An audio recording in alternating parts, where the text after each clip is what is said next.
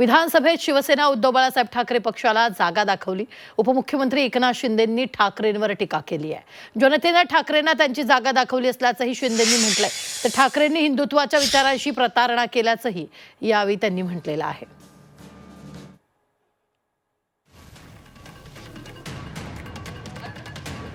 जनतेने ठाकरेंना त्यांची जागा दाखवलेली आहे। तर ठाकरेंनी हिंदुत्वाच्या विचारांची प्रतारणा केल्याचं यावेळी एकनाथ शिंदेंनी म्हटलेलं आहे। उद्धव ठाकरेंवर टीका करताना उपमुख्यमंत्री शिंदे यांनी टीका केल्याचं आपल्याला पाहायला मिळतंय।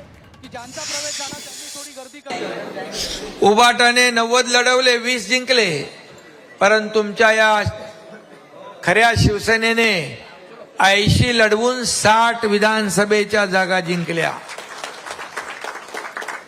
आणि म्हणून जनतेच्या न्यायालयात देखील जनतेच्या दरबारात जाऊ जाऊ म्हणणारे त्यांना जनतेने देखील त्यांची जागा दाखवली।